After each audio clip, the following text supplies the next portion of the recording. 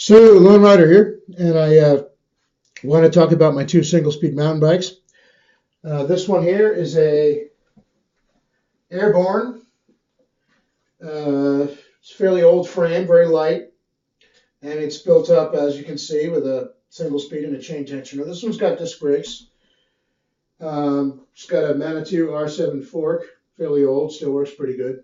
Lots of nice anodized parts. This is basically my go-to mountain bike. I've got some geared ones. I've got a full suspension bike. This is the bike that I prefer to ride. This is my backup. This is an old Specialized hard rock frame. You can see it's of a similar type, except it has V-brakes. And this was basically built on the cheap to be a backup for this. I got the frame in trade from somebody for helping them fix a rear wheel, and stripped all the parts off and built it up the way I wanted. And I wanted to talk about why somebody would ride a bike without gears off-road. There's all kinds of things you can do as far as mountain biking goes. You can ride a single speed, you can ride a geared bike with front and rear gears. You can ride a bike with just rear gears, such as a one-by drivetrain. You can ride a plus-size tire bike, a 29er, a 650B, a fat bike, etc. These are both traditional 26 rim bikes, and they are both single speeds, of course. There's a lot of advantages to single speeds. One, they're cheaper to put together if you know what you're doing and you have the parts lying around. You're not buying a whole drivetrain, so there's just less there. In this case, I got this as a frame only. I did buy the frame, but I think it cost me less than $100. It was used, hanging in a friend's shop, and then I slowly put it together. This one, like I said, I got in trade as a whole bike, but it wasn't functional, and I ended up rebuilding it as a single speed. Neither of these bikes cost a lot of money, although this one, if I was to try and put it together now with the quality parts that are on there, I'd probably be looking at a lot of money. But be that as it may, less to the mechanism, less outlay, cheaper to build.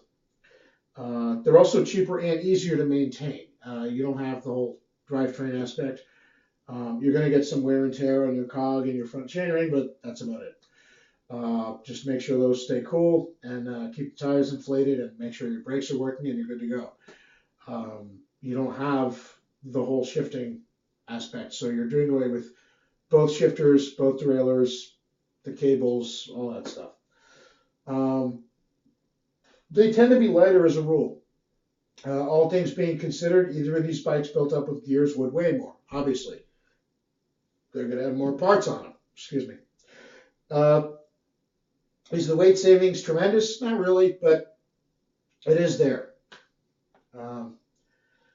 And they're also a lot of fun. I mean, let's not forget, why do you bike? You bike because it's enjoyable, right? It's a lot more emotionally satisfying to finish a ride, get to the top of a hill, etc., when you have to rely entirely on your own steam and not the artifice of derailleurs. That said, I mean, I have geared bikes. I tend to ride these more. They're just a lot more fun. There's a lot less to go wrong. They're a lot simpler. They're really great. Another thing is, if you don't have all that much time to ride, you get a little more out of each ride because you do have to work harder.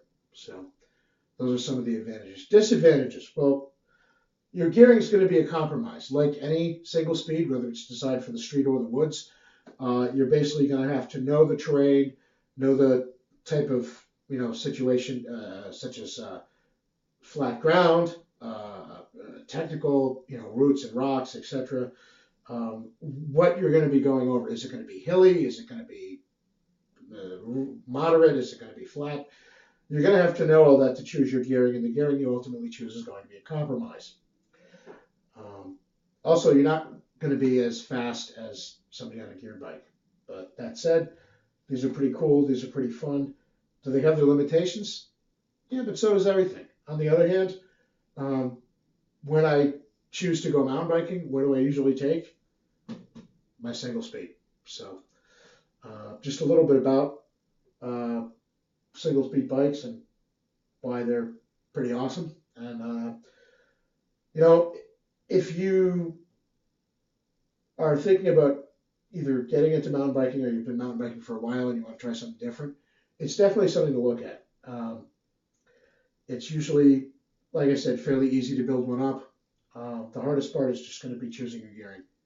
And you can always tweak that and fine tune that if you want to. So, Lone Rider out, and there we go.